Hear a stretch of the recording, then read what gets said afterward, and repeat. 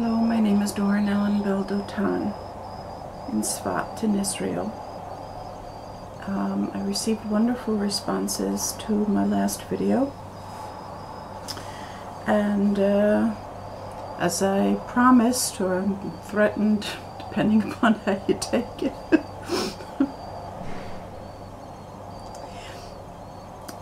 I'm going to herein speak about what Yeshua really is, and I'd like to tie it in as well with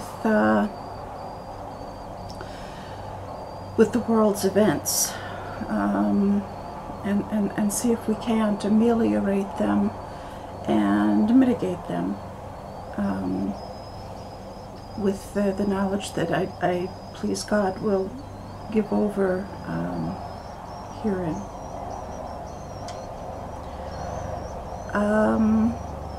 The word Yeshua is not salvation. That was taking things too far. The correct adamant for the Hebrew word Yeshua in English is Yeshu. Issue in the sense of being a matter of importance, and issue in the sense of giving birth. That is the closest adamant to the Hebrew Yeshua.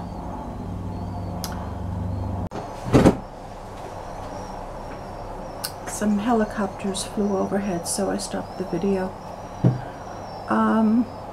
We were saying that issue is the correct adamant for Yeshua. I think they took it far afield, because what it really means is delivery. Yes? So from delivery they somehow got to deliverance, and from deliverance they somehow got to salvation. No. It's the birth, and it is equal in value to 391, which is the value of Pei Isha, the mouth of woman, or a woman is here. The plural, no, actually I'm not going to go on to the plural yet.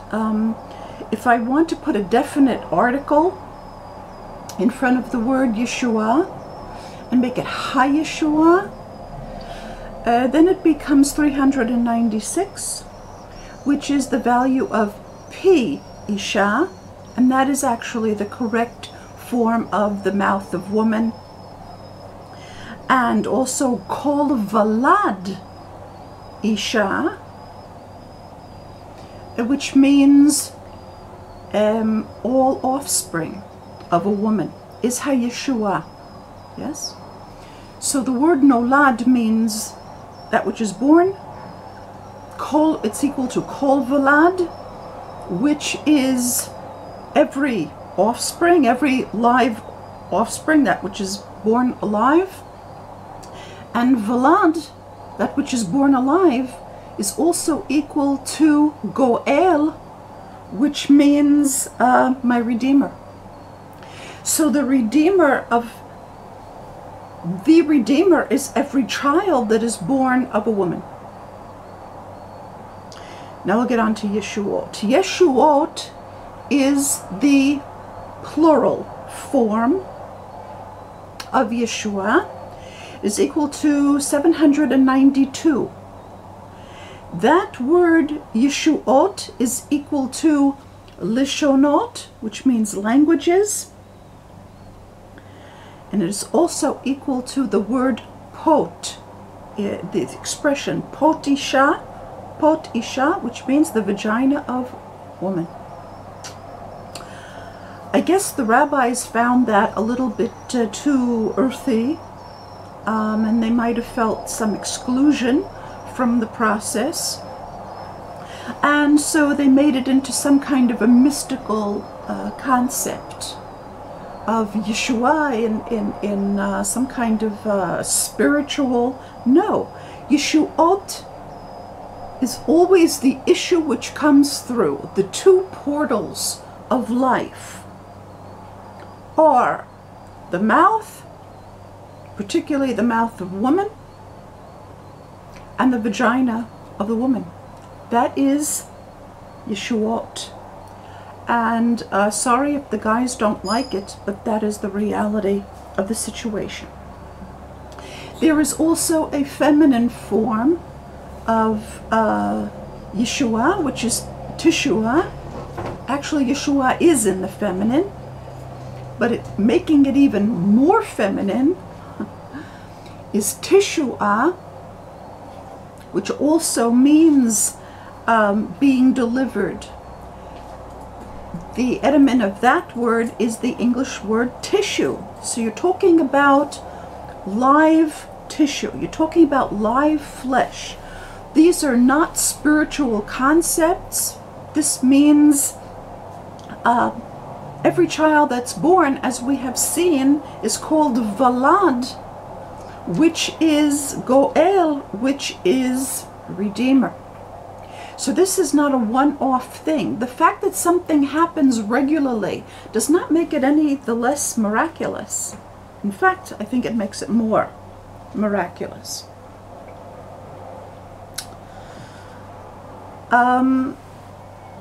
Yeshu was modeled in large part after the prophet Yeshayahu, who you call Isaiah, but his name is Yeshayahu, and you can hear that his name is very similar to Yeshua.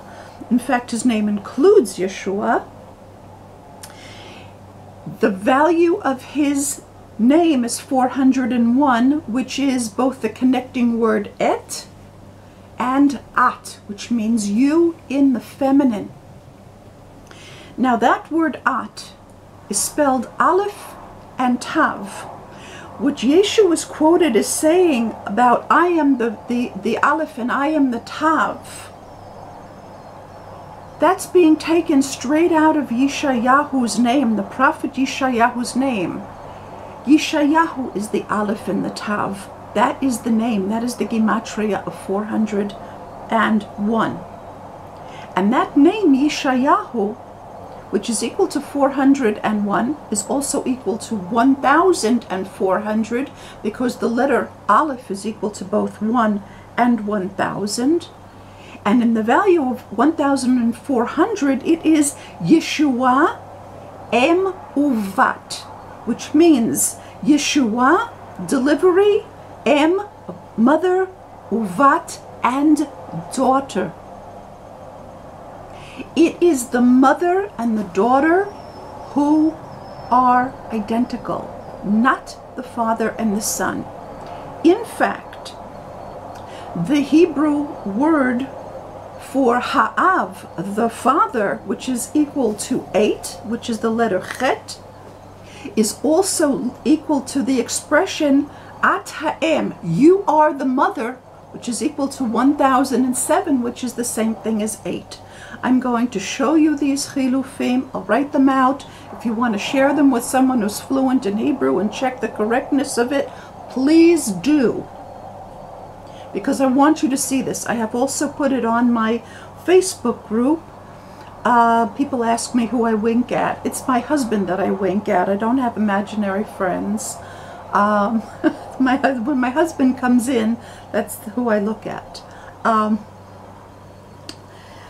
Give him some sort of recognition, yeah? The Hebrew word bincha, which means your son talking to a man, or benech, which is your son talking to a woman, is equal to 552. That word is equal to the expression kol basar, which means all flesh. It is equal to nityatsev, which means we will become physically present, or even in the passive, it has become physically present. It is equal to the expression demut aretz, which means the form of earth, the form that earth takes. It is equal to hane'amanot, which means the women who are loyal. It is equal to olamot, which means worlds.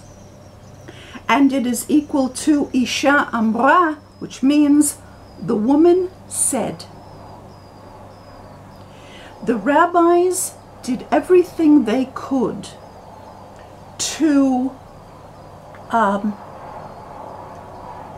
denigrate, to make invisible, to deny, to ignore the female aspect of creation. They were not able to create Babylon without doing this. Because as soon as they involved Jewish women in the creation, it wouldn't have been Babylon that would have been created, it would have been Eretz Yisrael. It would have been the land of Israel.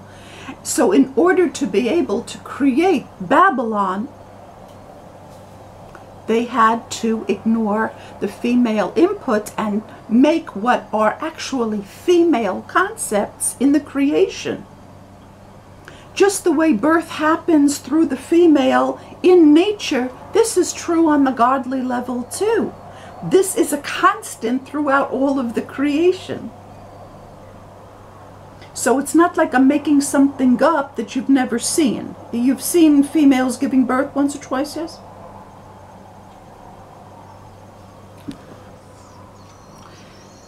The Hebrew word YESHUAH, Yud, She, and Ayin, which means delivery, as we have seen. When someone asks for YESHUAH, when someone asks for YESHUAH, who's talking? What is actually happening? When we Jews ask Hashem for Yeshua, what we are saying is, see, the birth is continuous.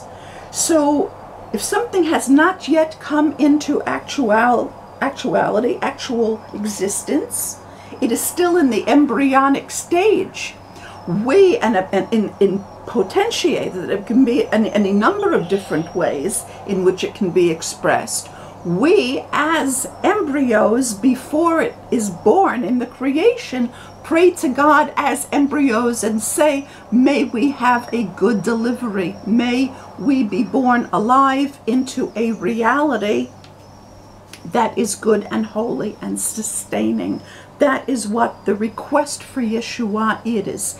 Yeshua is the request of everything that is embryonic, to be born correctly, to be born into a good world. Now that root, Yud, She, and Ayin, the Yud is equal to 10 or 1009, which is Em Uvat, mother and daughter. That is the first letter that's written there. The Shein, which is equal to 300, is the root Kaper, which does mean atonement, and this is where Yeshu got it from, but it means far more than that. It is also Yetzar, which means to form, to bring into formation.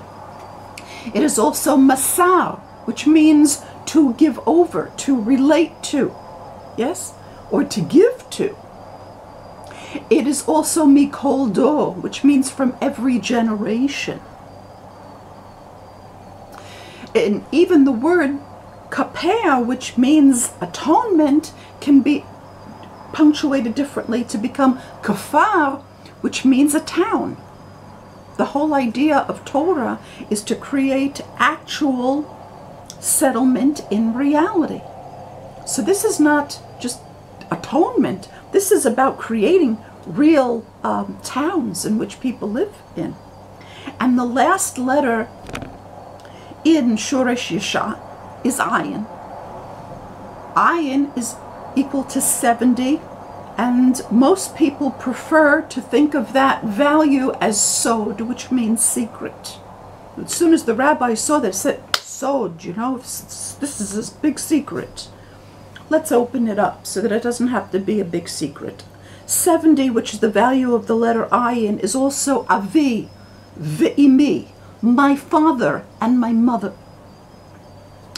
It is also Anu Echad, we are one. It is also sovev, which means that which surrounds. It is also nihye, which means let's become. How fantastic is that? Let's become. It's an invitation to becoming. And nihye can also be kol haya, everything that was. It's also kol chaza. He saw everything. Kol achva, all brotherly love. This is all the letter ayin that the rabbis did not bring out enough. So they looked at a very, very surface level of what Yeshua is, because they did not want to involve the female in it. And it starts, as I say, with the letter Yud, just as God's name does, and that is Em Uvat. Now, we have talked about life coming through a woman's mouth. We have talked about life coming through a woman's vagina. On the highest level, there is birth, which men can also partake in, and that is what I want to talk about today. We are all, male and female, born pregnant. What does that mean? We are born with an internal vision of the way the creation is supposed to be. And when we see that that external creation does not line up with our internal vision, we become shocked, we become disappointed, some, God forbid, become despairing. We become, what's the word, jaded, you know. But it's only because they have not yet learned how to use their eyes. We think we learned how to use our eyes correctly when we were babies. In fact, focusing is much more difficult than that. What we have to do is to learn how to focus the eye of the soul with our two physical eyes. When we are able to get that in focus, a ray of light comes out that is so powerful that it creates, it brings reality into existence just by virtue of our will. It all just comes together and boom. But we have to learn how to do that. How do we do that? First of all, we protect that inner vision and acknowledge it and say, yeah, that's really real. That's not just an illusion. That is what I really want reality to look like. And then we learn how to see the good in things.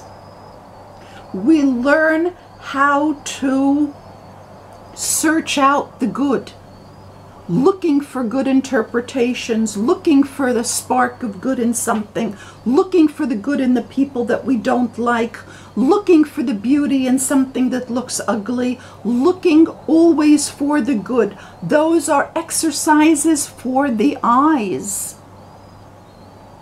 And eventually our eyes get strong enough so that our eye begins to fall automatically to search out the good as a reflex action.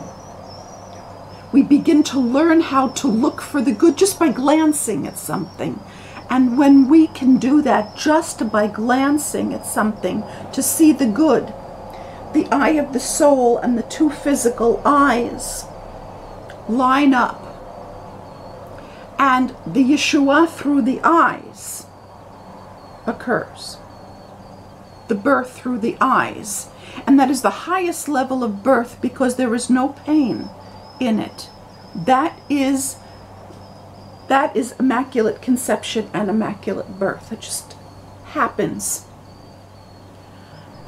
And so this relates to everything that we're seeing around us. The world that we knew is cracking up. The sun went out over Siberia. All kinds of crazy things are happening. That world of Babylon is cracking up. Instead of focusing on what's cracking up, look for what is being created in its stead. Understand that Earth is alive. And just the way, like, when we start to eat more healthy, we go through anabolism and catabolism at the same time. We detox, we throw off the bad stuff, but at the same time, the new healthy tissue is being formed. It's exactly the same thing with what's happening with Earth now. Jews are learning Torah on a much higher level. There are enough Jews that are starting to see things correctly without the Babylonian taint, that is enough to give another directive to Earth, and another Earth is being formed, new planets are being formed, the sun is being formed. Ask NASA, they don't understand what's going on the sun. I do, because I know that the Hebrew word shemesh, which is sun, is also enecha, which means your eyes. So I know that if there are people that are seeing differently, it means that the sun has to be differently. It's not that NASA's sun simulator is going off. Stop interpreting things in a frightening, negative, helpless kind of a way. That is not going to bring you to Yeshua. Look for the good. Interpret the good. Impose the will of your vision, your internal vision, on the creation. That is the highest level of Yeshua, with God's help. Thank you for listening.